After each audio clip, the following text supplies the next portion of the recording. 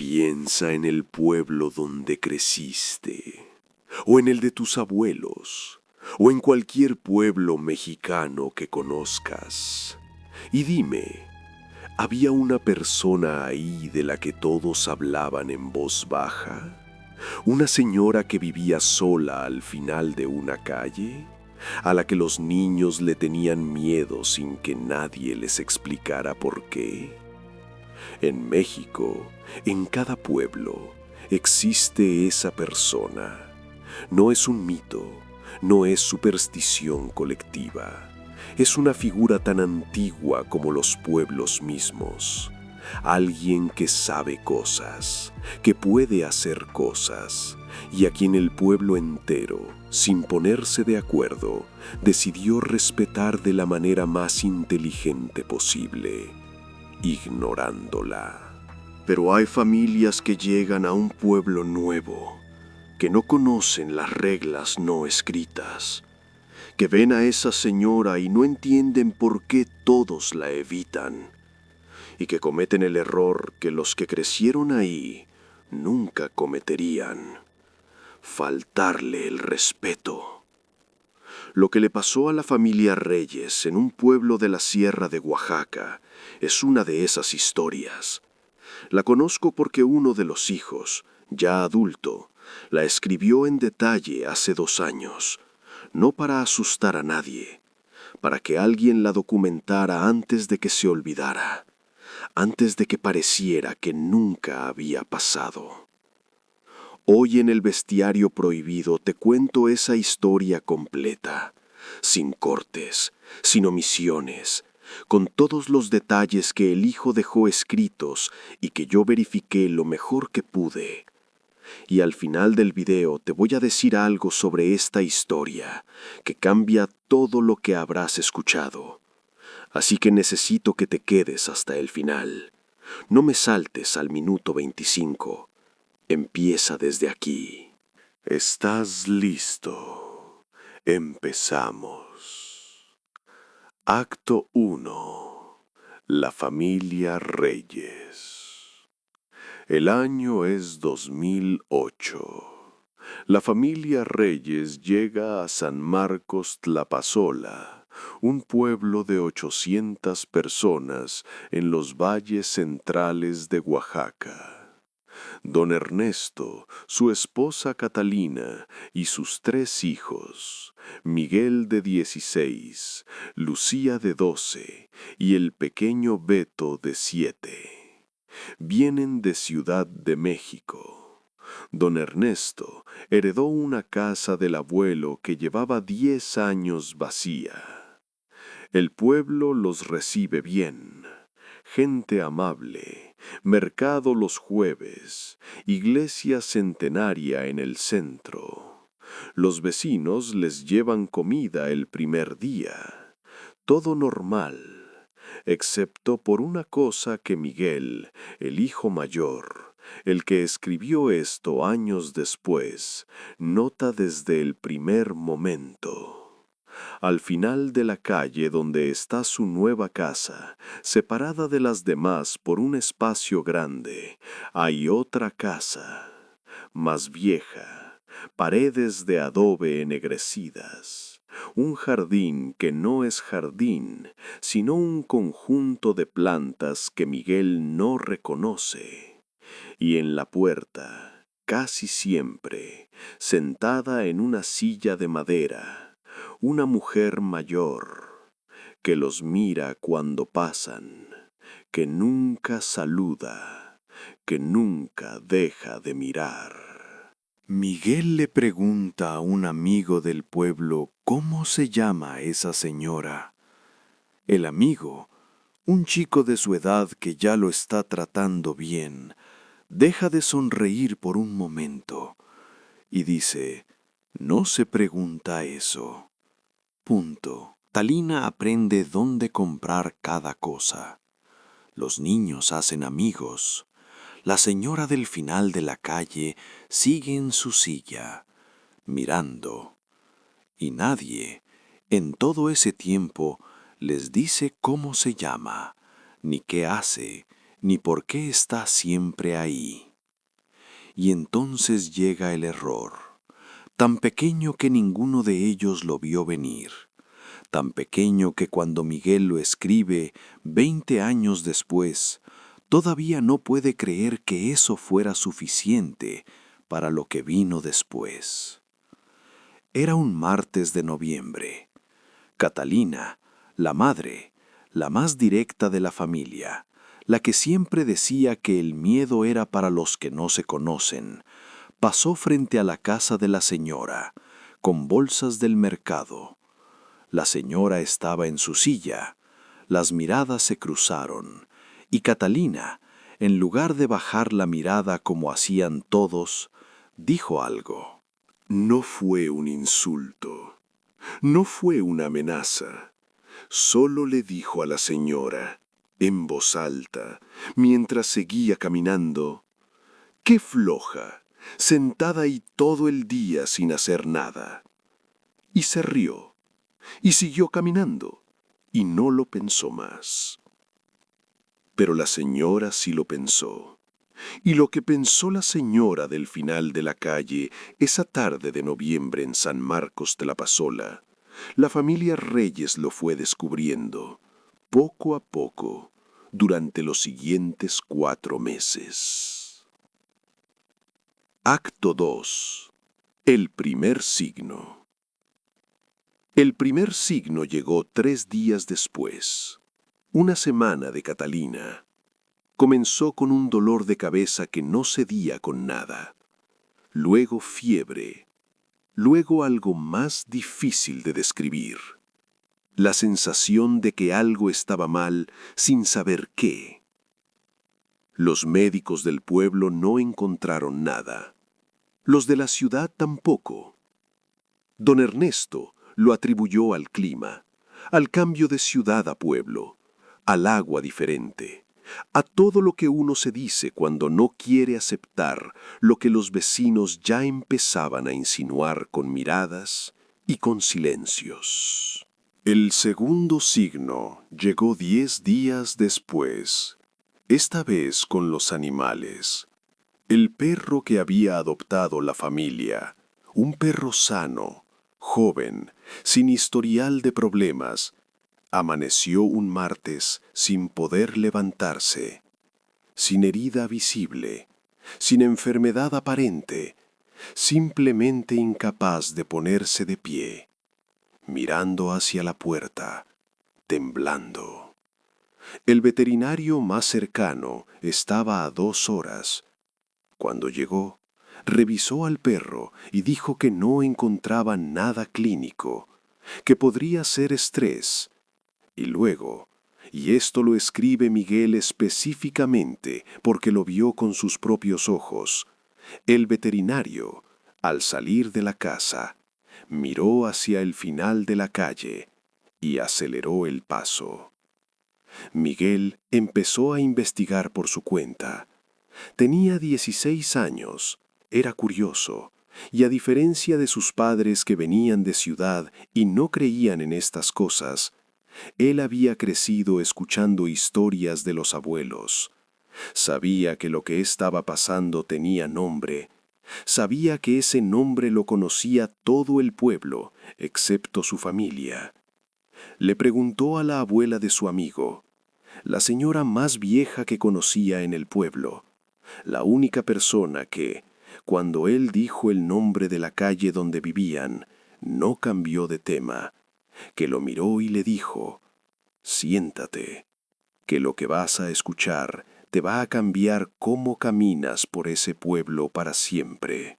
La señora le contó que la mujer del final de la calle se llamaba, o se había llamado, porque nadie sabía su edad real, Doña Remedios, que había nacido en ese pueblo, que su madre y su abuela habían nacido también ahí, que la familia llevaba 5 generaciones en esa calle y que el conocimiento que tenían no lo habían aprendido, lo habían heredado, como un idioma, como un instinto. La vieja le dijo algo más, algo que Miguel no olvidaría en 20 años. Doña Remedios no hacía daño porque quisiera, lo hacía porque era lo que el equilibrio del pueblo requería. Cuando a alguien le faltaba el respeto a ella, en realidad le faltaba el respeto a algo mucho más viejo que ella, y ese algo respondía, no por venganza, por equilibrio. Miguel regresó a casa. Sus padres no le creyeron. Don Ernesto dijo que eran supercherías, que el perro se había enfermado, que Catalina tenía un virus, que esa señora era solo una vieja excéntrica que intimidaba a los del pueblo con su actitud. Y entonces, esa misma noche, encontraron lo que estaba debajo del umbral de su puerta. Acto 3. Lo que encontraron bajo el umbral. Esa noche, Beto, el más pequeño, de 7 años, se negó a cruzar la puerta para entrar a la casa. Simplemente se paró en el umbral y no quiso pasar. Los niños pequeños hacen cosas extrañas, los adultos lo saben. Pero cuando don Ernesto lo cargó para meterlo, el niño gritó y señaló hacia abajo, al piso, al umbral mismo. Don Ernesto miró hacia abajo.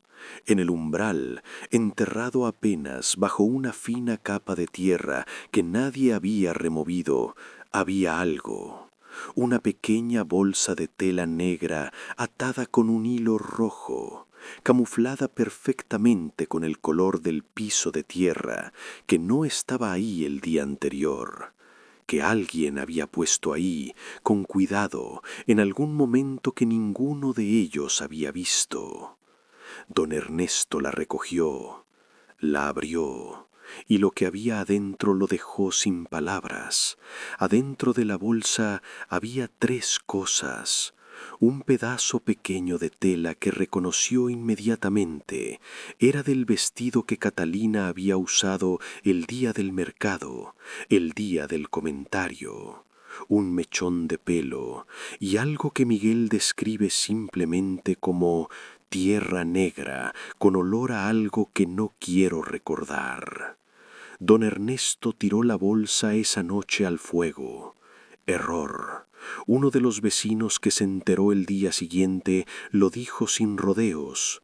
No se quema lo que alguien puso con intención.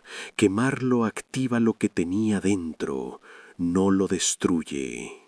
Lo que vino después de que quemaron la bolsa fue diferente a lo anterior. Ya no era solo enfermedad, ya no era solo el perro, ahora era la casa completa. Olores que llegaban sin fuente, puertas que se abrían solas en las noches sin viento, y lo que más afectó a Miguel, la sensación constante, desde que amanecía hasta que se dormía, de que había alguien más en la casa, alguien que ocupaba los espacios en los que ellos no estaban. Lucía, la hija de 12 años, dejó de hablar, no de golpe, poco a poco. Una semana después de la bolsa, hablaba la mitad. 2 semanas después, casi nada. Los médicos no encontraron nada. Ella miraba hacia rincones que estaban vacíos, y cuando alguien le preguntaba qué miraba, decía nada, pero sonreía, de una manera que no era su sonrisa. Fue Miguel quien tomó la decisión que sus padres no podían tomar.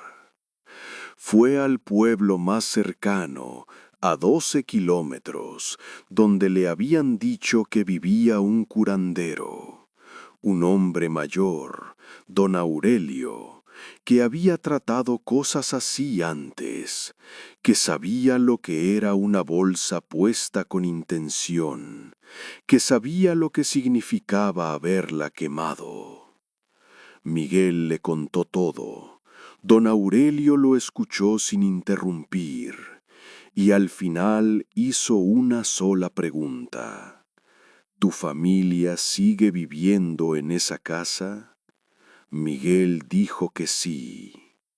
Don Aurelio se levantó, caminó hacia la ventana y después de un silencio que Miguel describe como el más largo de su vida, dijo: «Voy a ir, pero necesito que sepas algo antes de que lleguemos. Lo más difícil todavía no pasó». Don Aurelio llegó a San Marcos Tlapazola al día siguiente. Era un hombre de 70 años, con sombrero de palma y una bolsa de cuero que no soltó en ningún momento. Fue directo a la casa de los reyes, y en el momento en que llegó a la calle, se detuvo. No había nadie en la calle. El pueblo estaba en su silencio normal de mediodía. Pero don Aurelio miraba hacia la casa de los reyes y no avanzaba. Miguel estaba a su lado. Le preguntó qué pasaba. El curandero dijo: «Hay mucho trabajo aquí, mucho tiempo acumulado.